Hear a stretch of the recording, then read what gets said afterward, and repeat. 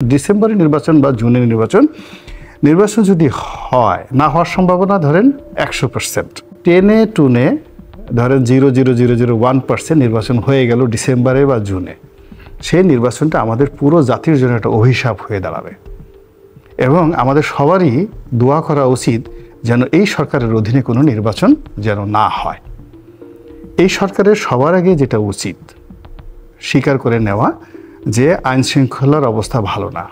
পুলিশের এসপি তিনি জেলায় সবচেয়ে অসহায় ব্যক্তি এবং তিনি সবসময় ভয় করেন যে তার ঘরের মধ্যে ঢুকে কোন মানুষ কখন ছিনতাই করে তাকে নিয়ে যায়। ডিসি সাহেব যিনি নির্বাচন পরিচালনা করবেন, তিনি তার অফিসের মধ্যে সারাদিন কম্পমান থাকেন, তিনি তার ম্যাজিস্ট্রেসি ক্ষমতা প্রয়োগ করবেন। এই অবস্থা কোনো ডিসি নাই বাংলাদেশে। সচিবালয়ের সচিব থেকে শুরু করে প্রত্যেকটা লোক এরকম একটা আনরুলি অবস্থার মধ্যে পড়েছে।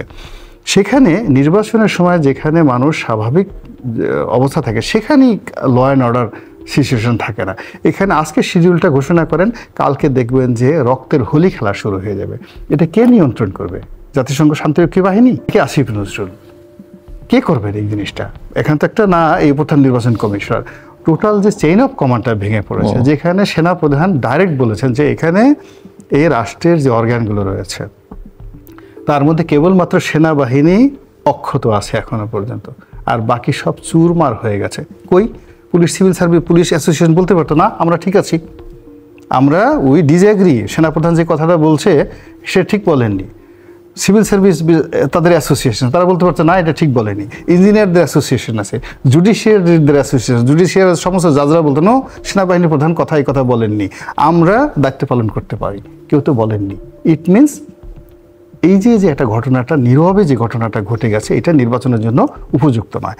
ফলে তাদের সবার আগে বলা উচিত যে আমাদের আসেন আমরা সবাই মিলে আগে একটা পরিবেশ তৈরি করি যেখানে মানুষ নির্ভয়ে চলতে পারে, আইন শৃঙ্খলা ওকে থাকে, পুলিশকে মানুষ সম্মান করে, সমীহ করে, সেনাবাহিনীকে মানুষ সম্মান করে এবং ডিসিএসপির কথা মতো এলাকায় কাজ হয়। ওসি কখনো তার চাকরির জন্য, এখন ওসি সাহেব নিজে ভয় থরথর করে কাঁপছে কখন তার বিরুদ্ধে কোথায় কোন মামলা হয়ে গেছে। একজন আমি এক জায়গায় টেলিফোন করলাম এসপি সাহেবকে যে কী অবস্থা আপনার, আমাদের ছোটো ভাই, আমি বললাম যে তোমার ওসিরে তো ডিআইজিকে ফোন করলাম, আমি বললাম তোমার তো ওসিকে পাওয়া যাচ্ছে না। তো সে বলছে যে স্যার আপনি পাবেন কী করে, ওসি তো পলাতক, এর কারণে ওর বিরুদ্ধে হত্যা মামলা হয়েছে। এখন সে দায়িত্ব ঢাকার আশুলিয়া থানার মতো একটা জায়গাতে সে দায়িত্বপ্রাপ্ত ওসি, সে তার বিরুদ্ধে হত্যা মামলা হয়েছে, তার শেষে অফিস ছেড়ে পালাই গেছে। এই যে রিয়ালিটিটা, সেই রিয়ালিটিটা আমাদের মানতে হবে। 2 নম্বর হলো যে আপনি দেখুন জুলাই মানে শেখ হাসিনা অন্যায় করেছে, হত্যা মামলা হচ্ছে, সারা বাংলাদেশে হাজার হাজার মামলা হয়েছে। পুলিশের বিরুদ্ধে মামলা করেছেন, আইজিকে গ্রেপ্তার করেছেন, সচিবদেরকে গ্রেপ্তার করেছেন, রাজনীতিবিদদের গ্রেপ্তার করেছেন। তার সঙ্গে সঙ্গে যারা পুলিশদেরকে মেরেছে আপনি মামলাগুলো নেবেন না? আপনি এই পুলিশ অ্যাসুরেন্স তো দিতে হবে। পুলিশে যারা মরেছে সবাইকে শেখ হাসিনার লোক, সবাইকে অপরাধী, সবাইকে ফ্যাসিজমের মানে যাকে বলে হয় হেল্পিং হ্যান্ড ছিল। এই যে থানাগুলো পুরানো হয়েছে, এত অস্ত্রগুলো লুট হয়েছে, সেই অস্ত্রগুলো কাদের হাতে, এই বিষয়গুলো তো সেটেল করতে হবে ভাই আপনাকে। পুরো জাতি আমাদের সবাই মিলে আমরা এরকম একটা বালা, এরকম একটা মুসিবতের মধ্যে আমরা পড়ে গেছি যে সহসা একেবারে আলাদিনের চেরাগ দিয়ে আমাদেরকে কে উদ্ধার করবেন এরকম কোনো পরিবেশ পরিস্থিতি বর্তমান প্রেক্ষাপটে মনে হচ্ছে না। দীর্ঘদিনের পঞ্জীভূত ক্ষোভ, তারপরে দীর্ঘদিনের অব্যবস্থা এবং যাকে বলা হয় মিসম্যানেজমেন্ট, সেটা সেই 2014 সন থেকে আজ অবধি। এর সঙ্গে দেশি এবং বিদেশি অসংখ্য চক্রান্ত, অসংখ্য পক্ষ, কারো ইগো, কারো স্বার্থ, কারো লোভ, কারো লালসা।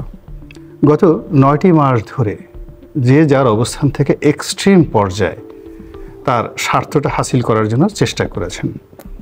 চেষ্টা করার পরে যেটিকে বলা হয় কনফ্লিক্ট অফ ইন্টারেস্ট, এটা সবাই করেছেন। করার ফলে কি হলো, প্রায় সব পক্ষই এখন মুখোমুখি হয়ে গেছেন স্বার্থের সংঘাতে এবং সবার মধ্যে আত্মবিশ্বাসটা খুব বেশি। কর্তৃপক্ষ মনে করছেন যে তিনি দেশের জন্য অপরিহার্য, তার পক্ষে বিজয় করা সম্ভব এবং তাকে ছাড়া এই দেশ চলবে না। আপনি এখন যদি বিএনপির মন মানসিকতার কথা চিন্তা করেন, বিএনপি মনে করে যে এরশাদ সাহেবের মতো একজন তরুণ নেতৃত্ব, তিনি যদি পুরো ঢাকা শহর অচল করে দিতে পারেন, তাহলে সেখানে বিএনপি যদি দলবদ্ধভাবে সারা বাংলাদেশে ডক্টর মোহাম্মদ ইউনূসের বিরুদ্ধে একটা ব্যবস্থা নেন, তাহলে তো 1 ঘন্টা এই সরকার টিকবে না। এটা হলো তাদের বাস্তব অবস্থা। 2 নম্বরে তারা চিন্তা করছেন যে নির্বাচন কেন দেরি করছে, নির্বাচন এখন হলে তো আমরা 200, 250, 300 পুরো সিট পেয়েই আমরা হয়ে যাব। তা আমাদের তারেক রহমান সাহেব হবেন প্রধানমন্ত্রী, বেগম খালেদা জিয়া হবেন রাষ্ট্রপতি। তো এই জিনিসগুলো তারা ডেইলি যখন চিন্তা করছেন, আর যমুনাতে গিয়ে দেখছেন যে ওই জায়গাটা অন্যজন দখল করে আছে, তখন তাকে একজন দখলদার বলে তাদের মনে হচ্ছে। এইটা সাইকোলজিক্যাল। ডক্টর মোহাম্মদ ইউনূস মনে মনে চিন্তা করছেন যে একই ধরনের একটা আজব অবস্থায় পড়লাম, যেখানে আমাকে দেখলে হোয়াইট হাউস কেঁপে যায়, আমাকে দেখলে জাতিসংঘের মহাসচিব বসা থেকে দাঁড়িয়ে যায়, আমাকে দেখলে পাখিরা গান গায়, আমাকে দেখলে নদী এবং সমুদ্র উত্তাল ঢেউ হয়ে যায়, আমাকে দেখলে হুজুরদের ওয়াজের সুর এসে যায়। বিভিন্ন জন আমাকে দেখে, কত মানুষ আমাকে স্বপ্ন দেখে। আমি এখন মানুষের স্বপ্নবিলাসী হয়ে গেছি। আর এই কয়েকজন রাজনীতিবিদ, এরা এসে আমাকে এই সামনে অভিনয় করে, ভালো ভালো কথা বলে, আর পিছনে গিয়ে আমাকে সব উল্টাপাল্টা কথাবার্তা বলে। এই কী অবস্থার মধ্যে পড়লাম। তারপর তার আশেপাশে যে সমস্ত লোকজন আছে, তারা সবাই হয়তো তাকে বুঝায় যে স্যার, আপনি হলেন গিয়ে এ যুগের অবতার, আমাদের মধ্যমণি, বাঙালি জাতির 1000 বছরের স্বপ্নের ধারক বাহক।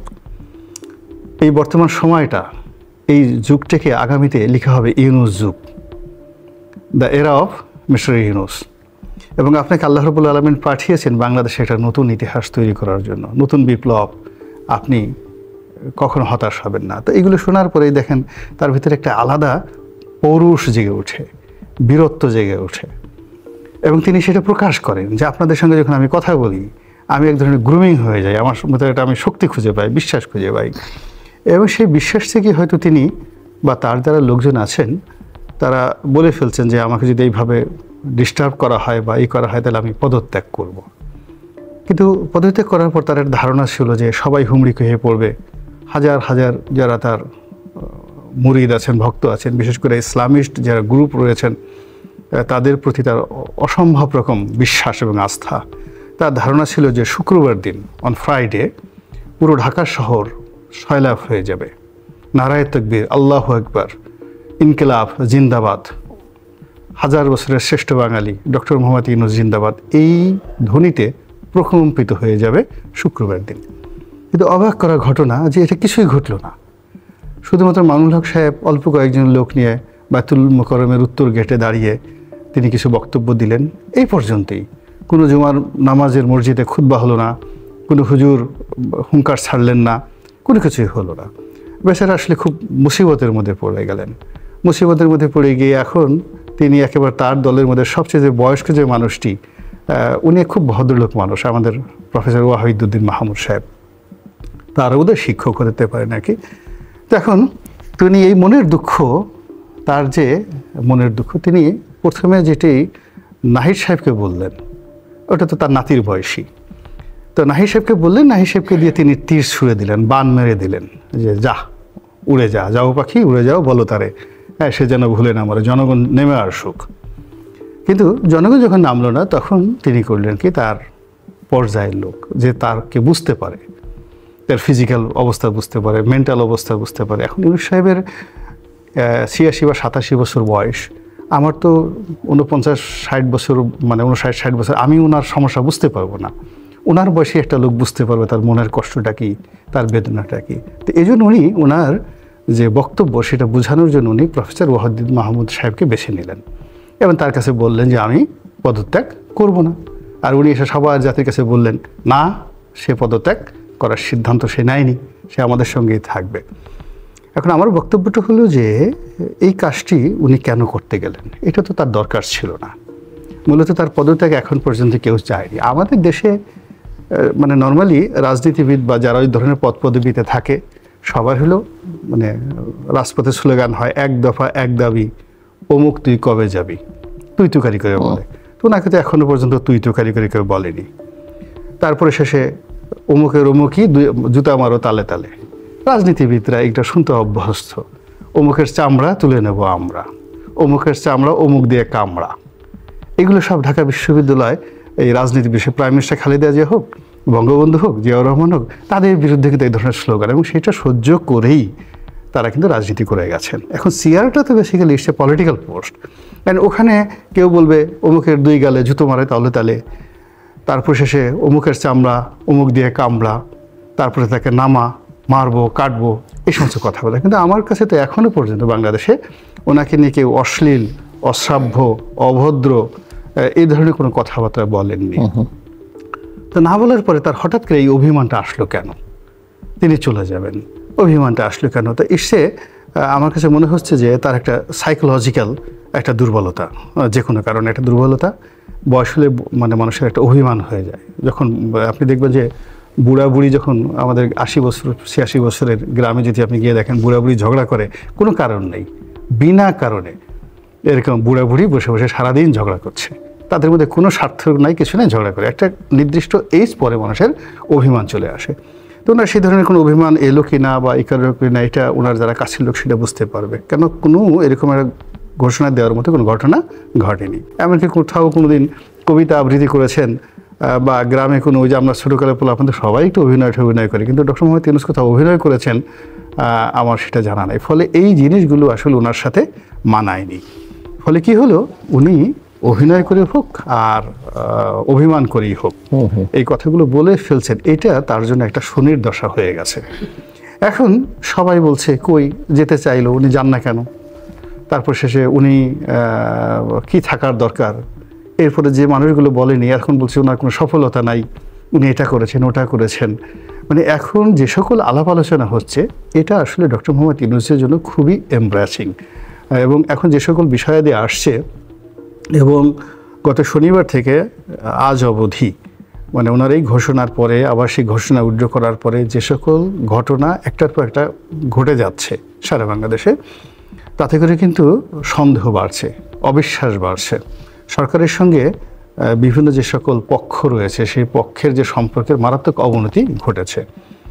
উত্তরপাড়া বলেন, ক্যান্টনমেন্ট বলেন, সেনাপ্রধান বলেন, তার সঙ্গে যে একটা কন্ট্রাডিকশন এতদিন এটা মনে মনে ছিল, এটা এখন ওপেনলি এটা নিয়ে আলাপ আলোচনা হচ্ছে। সুপ্রিম কোর্টের সঙ্গে এই সরকারের সম্পর্ক, সুপ্রিম কোর্টের কিছু রেফারেন্স নিয়ে, সরকারের বৈধতা নিয়ে যে বিষয়গুলো, এগুলো সব মনে মনে ছিল, এখন এগুলো সব প্রকাশ্যে চলে এসেছে। বঙ্গভবনের সাথে তার সম্পর্ক প্রকাশ্যে চলে এসেছে। সচিবালয় যে ধরনের কথা আপনি বললেন যে সচিবালয়ে এখন কার্যত অচল। এনবিআর আপনার যদি জুন মাসে আমাদের দিতে হয়, যাকে বলা হয় বাজেট দিতে হয়, তাহলে সেখানে এই যে গত কয়েকদিনে যে আপনার রেভিনিউ কালেকশন, এমনি এই বছর অ্যাটলিস্ট 25 to 30% বিগত বছরের চেয়ে কম হয়েছে।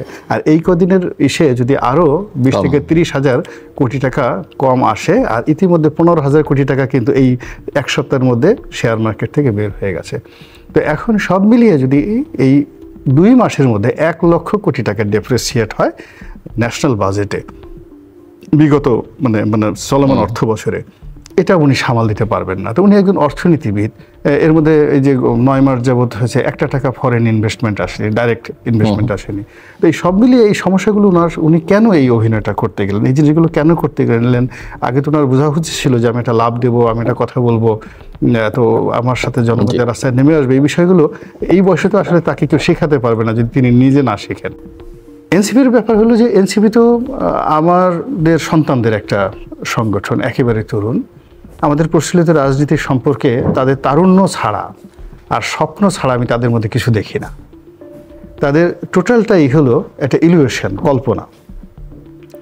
এবং তারা যাদেরকে মানে আইডিওলজি হিসাবে ব্যবহার করে বা যারা তাদেরকে মুরব্বী হিসাবে বিভিন্ন বুদ্ধি এবং পরামর্শ দেয়, এরা বেশিরভাগই আমাদের এই সমাজের চিহ্নিত লোক। আমরা তাদের অনেককে চিনি। তারা এই সমাজে বেশিরভাগ লোক ভালো মানুষ হিসেবে পরিচিত না। তাদের অনেক ব্যর্থতা আছে ব্যক্তিগত জীবনে। আমার একটা ব্যাপারটা হলো যে একটা লোক রীতিমতো দাঁত মাজে না, ধরেন কথার কথা দাঁত মাজে না, তার দাঁত পড়ে গেছে। এখন যে লোক তার নিজের দাঁত ঠিক রাখতে পারে না, সে যদি আপনাকে এসে পরামর্শ দেয় যে তুমি সুন্দরভাবে একটা সুস্বাস্থ্য রক্ষা করো, আমার তো মেজাজ ঠিক থাকবে না। একটা লোক দেখা গেল যে তার জীবনে সে একদম পারিবারিক জীবন নেই, সংসার নেই, ছেলে মেয়ে হয়নি, অমানুষ হয়েছে। এখন সে পুরো একটা জাতি গঠনের জন্য পুরো জাতিকে একটা কথাবার্তা বলছে। It is very impractical. এটার কোনো বাস্তবতা নাই। এখন এই যে ছেলেরা আসছে তারা একটা বিজয়ী তারুণ্য, সেই তারুণ্যের সঙ্গে তাদের স্বপ্ন আছে, তাদের গায়ের শক্তি আছে এবং প্রচণ্ড রকম একটা গতি আছে, এই তিনটা জিনিস তাদের আছে। কিন্তু এর সঙ্গে দক্ষতা, অভিজ্ঞতা এবং রিসোর্স, অর্থ, এই তিনটা সংযোগ যদি না ঘটে কখনো এই ধরনের তারুণ্যের যে আন্দোলন বা বিজয় কখনো হয় না। ফলে কি হলো, তারা তাদের যতটুকু করার সেটা তারা করেছে আপ টু সেপ্টেম্বর অক্টোবর পর্যন্ত। তারা সেপ্টেম্বর অক্টোবর পর্যন্ত বাংলাদেশে স্বপ্নের পুরুষ ছিল, আমরা সবাই তাদেরকে মেনে নিয়েছি। কিন্তু তাদের ওই যে চেইন যেটা, যেটা তাকে অর্থ সাপ্লাই দেবে, এই অর্থ সাপ্লাই করার ক্ষেত্রে কোনো, যেমন টাটা বিড়ালার মতো কোনো লোক প্রকাশ্যে বলেনি যে ঠিক আছে আমি কংগ্রেসকে সহযোগিতা করছি বা আমি এনসিপিকে সহযোগিতা করব, আমি এদের ফান্ডে 1000 কোটি টাকা দিলাম, এরকম কেউ আসেনি। যে টাকা তাদেরকে আসছে বা যে আসছে সেটা নিয়ে প্রচুর সন্দেহ সৃষ্টি হয়েছে, আলোচনার সৃষ্টি হয়েছে, যা কিনা তাদের ক্যারেক্টার অ্যাসাসিনেশন ঘটিয়েছে। এই সরকারের এক একটা দিন যারা আছে তাদের জন্য খুবই অস্বস্তিকর এবং আমাদের জন্য অস্বস্তিকর। ফলে এখানে পরিবর্তনটা অসম্ভাব্য, মানে অসম্ভাবী, মানে পরিবর্তন হবেই, এই পরিবর্তনটা হবে। এখন এই পরিবর্তনটা যদি টুমরো হয় তাহলে সকল পক্ষের জন্য ভালো।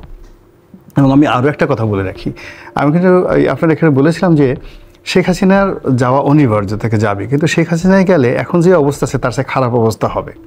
2014 সনে আমি আপনাকে এই অনুসারে বলেছি। আবার এখন আজকে বলে গেলাম যে ওনার যাওয়াটা অনিবার্য, ওনাকে যেতেই হবে। কিন্তু উনি যাওয়ার পরে এখন যে অবস্থা আছে তার চেয়ে খারাপ অবস্থা হবে, কিন্তু তারপরেও যেতে হবে।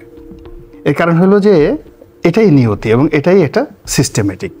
তো সেই দিক থেকে যদি আপনি চিন্তা করেন, এখন যে উপসর্গগুলো তৈরি হয়েছে, যে বিপদগুলো তৈরি হয়েছে, যে বালাগুলো তৈরি হয়েছে, যে মুসিবতগুলো তৈরি হয়েছে এবং এগুলো সমাধান করার জন্য যে হ্যান্ডসগুলো আছে এবং যে বিভ্রান্তিগুলো ছড়িয়ে পড়েছে চারিদিকে, একে অপরকে তুচ্ছ-তাচ্ছিল্য করার বিষয়ে চলে আসে। আপনি কি কখনো দেখেছেন যে পুরো বডিটা রয়্যাল বেঙ্গল টাইগারের কিন্তু মুখটা বানরের? কেউ আঁকেনি। কখনো প্রকৃতি কোনো বাঘকে বিড়াল বানায়নি। কিন্তু যখনই আপনি দেখবেন যে কোনো একটা বড় মানুষকে নিয়ে মানুষ ঠাট্টা করে, মস্কারা করে, হাসিটা করে, তার আর সেই মানে থাকে না। এখন এখানে উপদেষ্টা বলেন, প্রধান উপদেষ্টা বলেন, তারা রেসপেক্ট এবং সম্মানের যে জায়গাটা, সেই সম্মানের সেই জায়গাটা নাই। ফলে এখানে প্রথমত পরিবর্তনটা অনিবার্য।